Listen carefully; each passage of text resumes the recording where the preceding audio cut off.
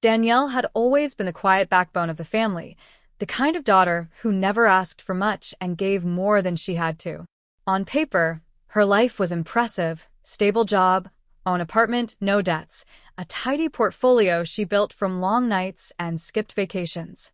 At family gatherings, her parents would beam as they introduced her as our brilliant girl, the one who figured life out early. They said it with pride, but also with distance, as if her success belonged to a different world, a world they admired but didn't quite connect with. Her brother Mason, on the other hand, was the kind of person who drew warmth like a bonfire. He failed upward. He had charm that excused irresponsibility and a vulnerability that seemed to cancel consequences. He drifted from one passion to another: photography, music, a brief stint in real estate, never quite landing, always needing help. Help that Danielle, of course, quietly provided. She covered the property taxes when her father's pension fell short, paid for a new roof after the hailstorm. She even co-signed a loan Mason needed for a recording project that never produced a single track. Her mother would call, always soft-voiced but urgent. "Just until we get back on our feet, sweetheart." And Danielle, always the dependable one, always the emotionally sober one, would say yes. They said she was so strong, so self-sufficient. What they meant was, she wouldn't complain, wouldn't make them feel guilty. She was their solution. Mason, meanwhile, was their worry, their heartache, their focus. "You know your brother," her mother would sigh. "He just hasn't found his path yet." It was never framed as failure, just delayed brilliance. Danielle began to notice, over time, how often she was praised for her absence of need. They didn't ask about her life beyond surface pleasantries. No one remembered her birthday unless she reminded them. When she broke up with her long-term boyfriend, they offered generic condolences, then quickly shifted to Mason's latest crisis: another bounce check, another lost job, another second chance he couldn't quite hold on to. And yet, Danielle kept showing up, kept sending money, kept answering midnight calls. Not because she expected gratitude, but because she thought that was love. Because she believed that loyalty was its own quiet reward. And maybe, in some buried part of her, she hoped they would one day notice. Not just the help, but the cost. Not just her usefulness, but her worth. But that day never came. Instead, what came was silence each time Mason stumbled, and she caught him. What came was applause for her stability, but not presence for her storms. What came was the dawning realization that in her family, love wasn't shared equally. It was triaged. Mason's failures were tended like wounds. Danielle's strength was treated like stone. It looked perfect on the outside. A supportive daughter, a loving family, a golden boy trying to make it. But beneath that gloss, the architecture was warped. She was not a daughter. They made her into a utility. A vessel. And no one thanked the vessel for staying afloat. They only noticed when it stopped carrying them. And even then, they would wonder why she'd let them drown. It began with a letter, one of those dull government envelopes she almost threw away. Inside, a notification about a missed payment on the loan she co-signed for Mason. Danielle blinked. That loan had been marked handled, or so he told her, paid off last spring when he said he'd sold some equipment. She had believed him. Of course she had. She called the number on the notice, listened, asked careful questions. And then the truth spilled out, bureaucratic and cold. The payments had never resumed. The account was delinquent. Mason had defaulted nearly a year ago. He hadn't sold anything. He hadn't paid a cent. Her hands trembled as she ended the call. Not because of the money, though it was a lot. It was what it meant, what it revealed. This wasn't a mistake. This was a lie. Sustained, repeated, polished smooth by months of silence.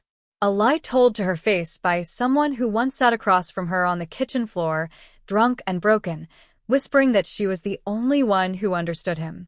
She called him that night. Her voice wasn't angry, it was level, low. She asked, plainly, why he hadn't told her. Why he'd let her keep believing everything was fine. He didn't deny it. He sighed like a man too exhausted to pretend. "I didn't want you to be disappointed in me again." Again. That word landed with the force of an old bruise pressed too hard. Again. As if disappointment was her crime, not his. As if her trust, once more shattered, was something inconvenient. Something emotional. Not the wound it truly was. I was going to fix it, he added. I just needed more time. I didn't want to deal with the drama. The drama. As if her asking for honesty was somehow the problem. As if truth was a burden she should have carried more quietly. Danielle felt her throat close, not with tears, but with clarity.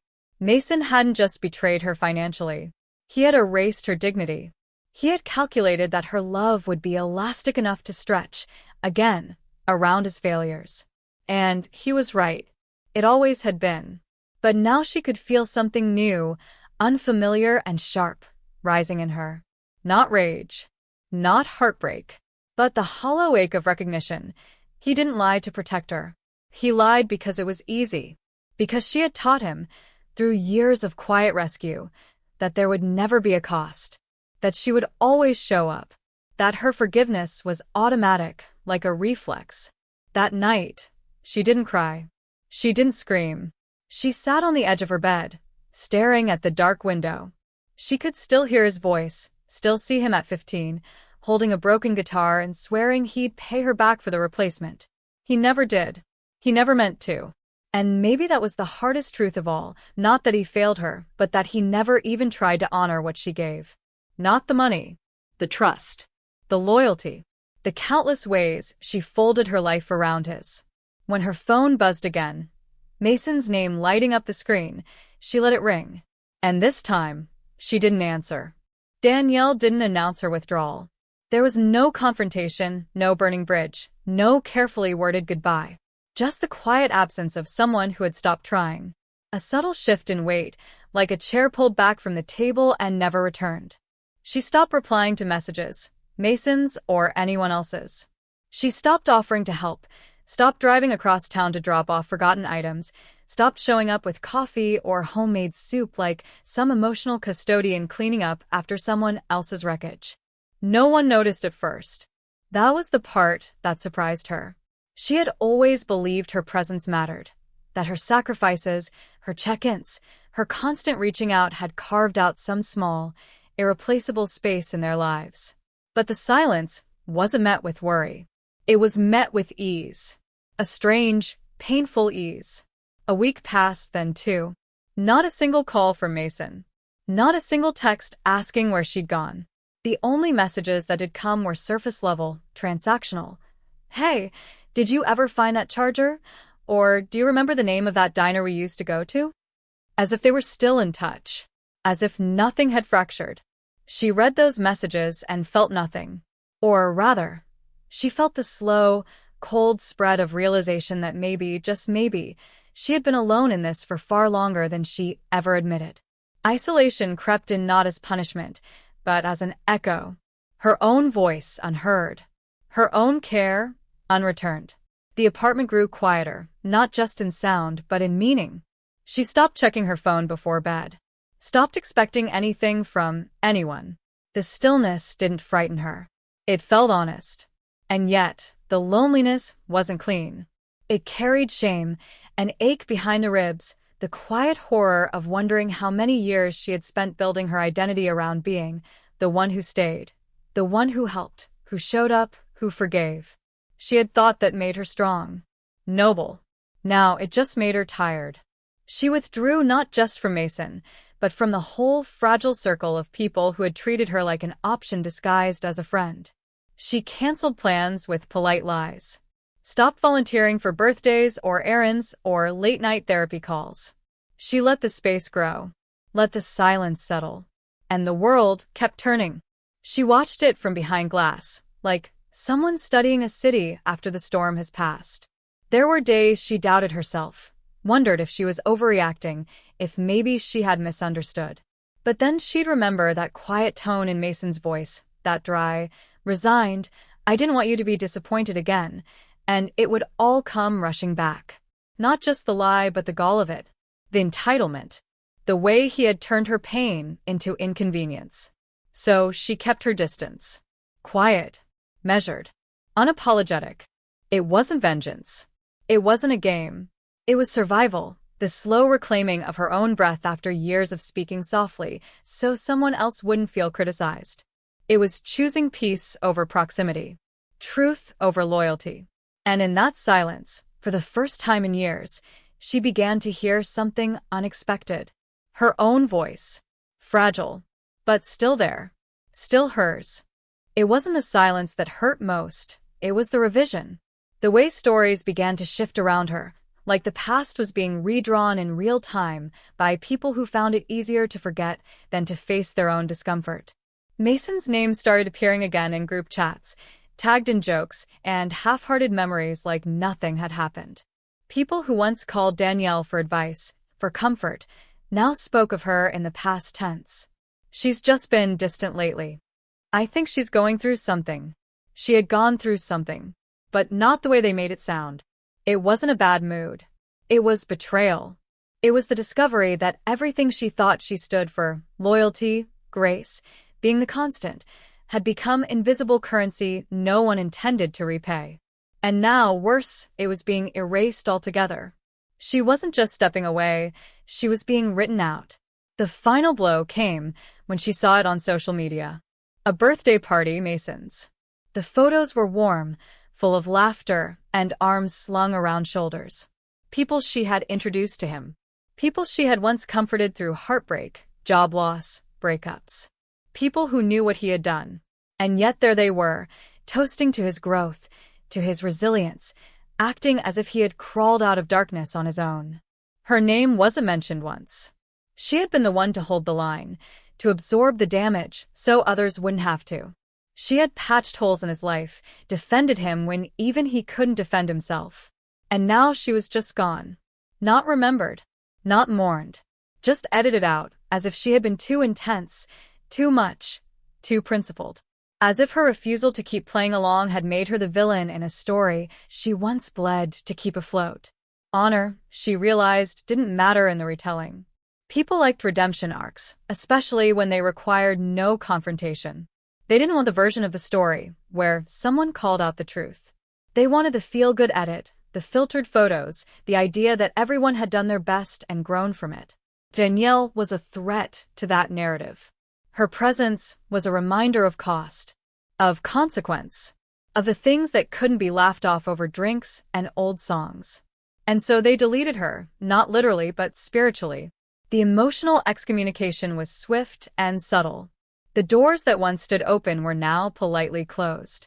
Invitations stopped coming. Conversations trailed off. No one said it out loud, but she could feel it in every interaction. Her grief was inconvenient.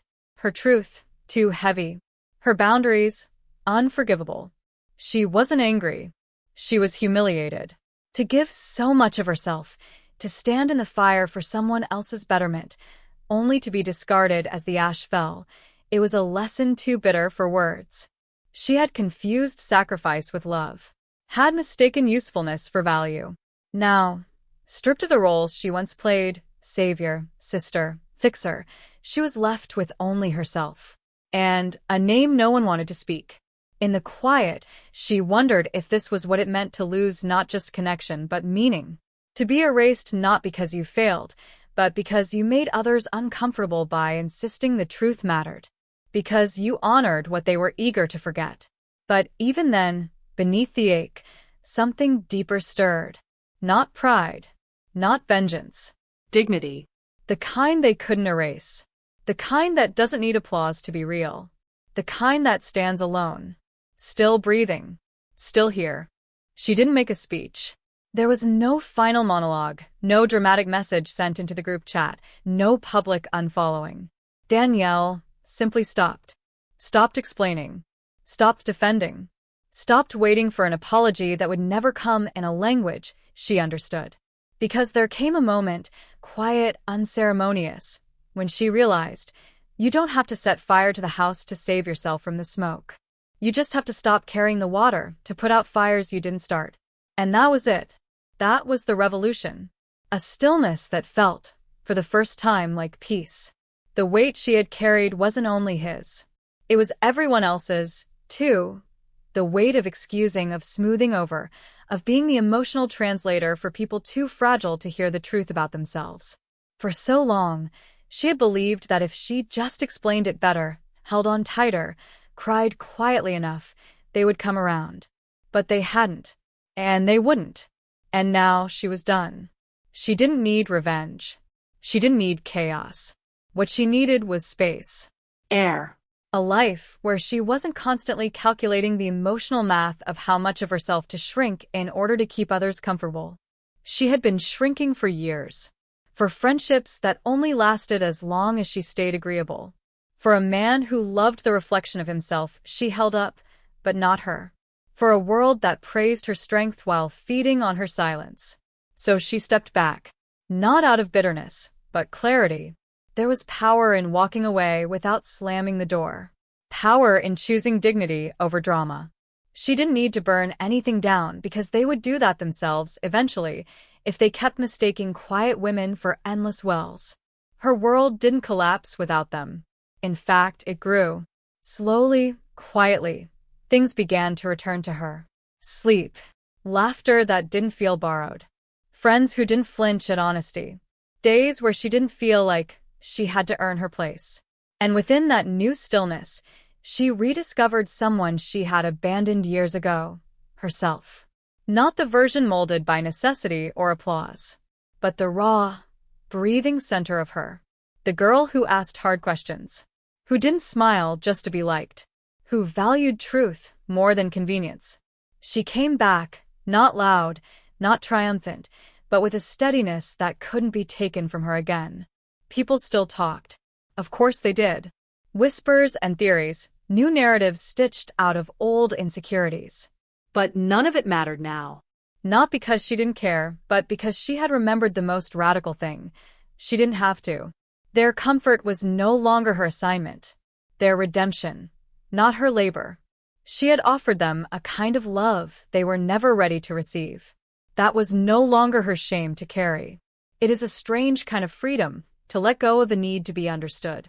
To know that your story may never be told right, and still choose to live it fully, loudly, in color. She no longer feared being alone. Because she finally knew solitude isn't the absence of love. It's the absence of performance.